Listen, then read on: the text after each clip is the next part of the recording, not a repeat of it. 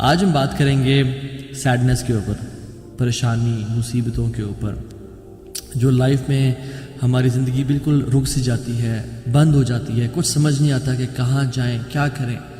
So don't be sad, یہ ہمارا آج کا ٹاپک ہے، اور ہم 3 پرنسپلز کی بات کریں گے، 3 اللہ کے ناموں کے بارے میں بات کریں گے کہ اگر کوئی بھی شخص ان کی امپلیکیشن، اس کا مطلب اور اس کی ٹرو ایسنس کو سمجھ لے تو اس کی لائف میں جو پرابلمز ہیں وہ ڈیمینش ہو جاتی ہیں، وہ پرابلمز نہیں رہتی، اس کو سکون اور چین نصیب ہوتا ہے۔ اور وہ 3 نام کیا ہے اللہ تعالیٰ کے؟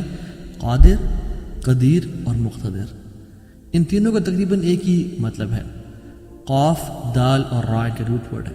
قادر قرآن میں 12 دفعہ آیا، قدیر 45 ٹائمز آیا اور مقتدر 4 دفعہ آیا، which shows کہ اللہ سبحانہ تعالیٰ ہر چیز پر فل قدرت رکھتے ہیں، اللہ تعالیٰ ہر چیز پر قادر ہیں، اللہ تعالیٰ اسباب کے محتاج نہیں ہے۔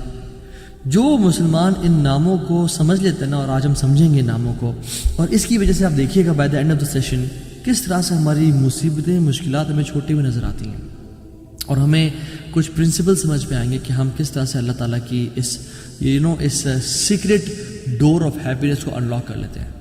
خدا کی قسم مسلمانوں میں خوش ہو جانا چاہیے، وہ کسی چیز کا محتاج نہیں ہے، نہ وہ اسباب کا محتاج ہے، نہ وہ لوگوں کا محتاج ہے، نہ وہ ٹائم اینڈ اسپیس کا محتاج ہے، نہ وہ لاز آف فزکس کا محتاج ہے۔ ہر چیز اس کی محتاج ہے، وہ کسی چیز کا محتاج نہیں ہے۔ So great news to all the Muslims, اگر ڈاکٹرز نے جواب دے دیا تو کیا ہوا؟ وہ قادر ہے، قدیر ہے، مقتدر ہے۔ اگر رشتہ داروں نے چھوڑ دیا تو کیا ہوا؟ اگر رشتہ نہیں ہو رہا تو کیا ہوا؟ اگر کاروباری لوگ جو ہیں انہوں نے آپ کو دھتکار دی اور سائڈ پہ کر دیا تو کیا ہوا؟ His doors are still open, وہ مسبب الاسباب ہے۔ اللہ رب العالمین وہی ہیں جو یوسف کے دور میں تھے، جو ابراہیم کے دور میں تھے، جو موسیٰ کے دور میں تھے، جو عیسیٰ علیہ السلام کے دور میں تھے۔ اللہ رب العالمین وہی ہیں، اور وہ ہر چیز کو بدل سکتے ہیں، وہ ہر بند دروازہ کھول سکتے ہیں۔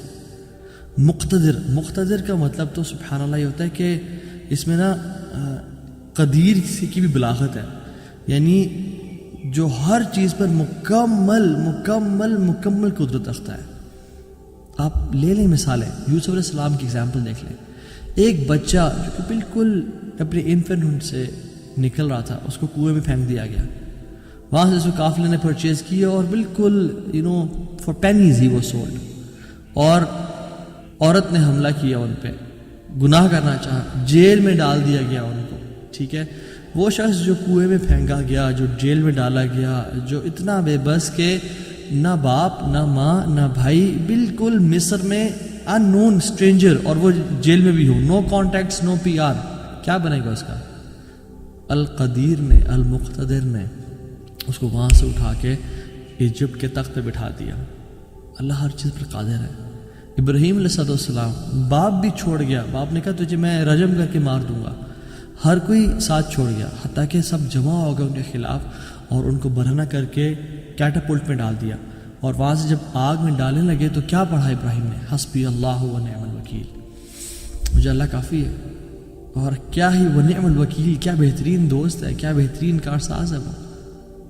اور اللہ تعالیٰ نے وہ کس طرح کا قادر ہے، وہ کس طرح قدیر اور مقتدر ہے کہ اس نے ہواؤں کی ڈائریکشن کو نہیں پھیرا، نہ ہی اس نے سمندروں کے رخ کو بدلا، نہ ہی اس نے کوئی پرندے بھیجے جو کہ اس پانی کو، اس آگ کو ٹھنڈا کر دیں پانی پھینک پھینک کے، نہیں، بلکہ ڈائریکٹ اس آگ کو کہا جس کی صفت ہے جلانا، قُلْ يَا نَارُ كُونِي بَرْدًا وَسَلَامًا عَلَىٰ إِبْرَاهِيمَ، ہم نے کہا اے نار، اے آگ، ٹھنڈی ہو جا اور سلامتی کا باعث بن جائے ابراہیم کے لیے۔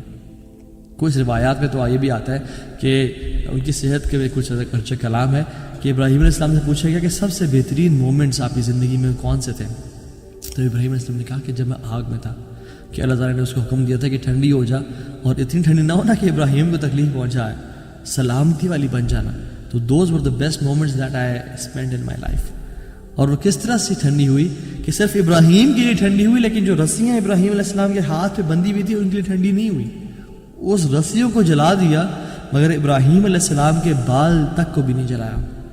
اور جب ابراہیم اس آگ سے نکلے تو ان کا جو باپ تھا آزر، کو دیکھ رہا تھا اور کہتا ہے نعم رب ربک یا ابراہیم، کیا رب ہے تیرا ابراہیم. یعنی ایک کافر کو ایک مشرک کو تو یقین آ گیا کہ کیا رب ہے ابراہیم کا. ہم نے 50-60 سال زندگی گزار لی لائف کے، کچھ نے مجھ جیسے تو 20-30 سال گزارے زندگی کے. ہمیں ابھی تک رب کی قدرت پہ یقین نہیں آیا. ہمیں ابھی تک آنیسٹلی اللہ تعالیٰ کے مکمل قادر ہونے پہ یقین نہیں آیا. تیسرے پارے میں ایک شخص کا ذکر آتا ہے قرآن میں کہ ایک شخص گزر رہا تھا اور ایک قریہ سے، ایک بستی سے گزرا، ولیج تھا، اور وہ بالکل یعنی آپ سمجھ لیں رونز تھا، وہ بالکل کھنڈرات بن چکا تھا. تو ان کے ذہن میں ایسے ہی خیال آیا who will raise them up؟ کون کھڑا کرے گا انہیں دوبارہ؟ ابن کثیر اور باقی لکھتے ہیں کہ وہ عزیر علیہ السلام تھے. خیر نیورتھلیس اللہ تعالیٰ نے ان کو موت دے دی، اور موت دینے کے بعد جب اٹھایا تو کہا کہ کتنا عرصہ تم پڑے رہے ہو اس جگہ پہ؟ تو کہا کہ دن کا کچھ حصہ. اللہ تعالیٰ نے کہا کہ تم 100 سال مردہ رہے ہو یہاں پہ. اور ان کا جو حمار تھا، جو گدھا تھا، وہ پیرش ہو گیا. اس کو یعنی کھا کے کیڑے مکوڑے، مٹی نے اس کو ڈیکمپوز کر دیا. لیکن جو ان کا کھانا تھا، اللہ اکبر کیسا قادر ہے اللہ تعالیٰ. فانظر الی طعامک و شرابک لم یتسنہ، اپنے کھانے کو دیکھو اور اپنے پینے کو دیکھو، اس کو کسی نے چھوا بھی نہیں ہے. کھانا ہم باہر سے آرڈر کرتے ہیں اور کچھ کھا لیں تو فریج میں نہ رکھیں، اور ایک دن گزر جائے تو وہ باسی ہو جاتا ہے، خراب ہو جاتا ہے. ایک دن کھانا برداشت نہیں کر سکتا، لیکن 100 years گزر گئے، کھانے کو کسی نے چھوا بھی نہیں. اور جو حمار تھا، جو گدھا تھا ان کا، وہ بالکل پیرش کر گیا اور ڈیکمپوز ہو گیا. اور عزیر علیہ السلام کے نظروں کے سامنے اللہ نے اس کو دوبارہ کھڑا کر دیا. کیا کہتے ہیں سب دیکھ کے، اللہ کی قدرت کے مناظر دیکھ کے، جب اللہ کی کامل قدرت دیکھی اور اتھارٹی اوور تھنگس دیکھی تو کیا کہا؟ قلنا اعلم ان اللہ علی کل شیء قدیر. قال اعلم ان اللہ علی کل شیء قدیر، میں جان گیا ہوں کہ اللہ تعالیٰ ہر چیز پر قادر ہے. واللہ العظیم میرے بھائیو اور بہنوں، اس سینٹینس میں نا بڑا مزہ ہے، بڑی لذت ہے، بڑا نشہ ہے. اگر انسان جان لینا کہ میرا رب ہر چیز پر قادر ہے تو خدا کی قسم ہماری پریشانیاں، ٹینشنز، انزائٹی سب ختم ہو جائے گی. تو آپ نے گھبرانا نہیں ہے انشاءاللہ، ٹھیک ہے. اگر ایک چیز زندگی میں آپ کی ہے جو اس لیسن کا جو ہے نا، آج کے سبق کا، جو آج کے جو اس پوڈ کاسٹ شو کہہ لیں اس کو آپ، اس کا جو کرکس ہے وہ یہ ہے، اگر آپ اللہ والے بن جائیں تو اللہ اپنے بندوں کا امتحان تو لیتا ہے مگر اسے کبھی ضائع نہیں کرتا. اللہ اکبر. اس کو لکھ لیں اپنے ذہن پہ اور ساری زندگی اس کو پکڑ کے رکھیں. اگر آپ اللہ والے بن جائیں تو اللہ سبحانہ و تعالیٰ اپنے بندوں کا امتحان تو لیتا ہے کہ میرا بندہ سچا ہے یا نہیں، میرا ہے یا نہیں، لیکن خدا کی قسم کبھی ضائع نہیں کرتا. شرط یہ ہے کہ آپ اللہ والے بن جائیں اور نیت صاف ہونی چاہیے.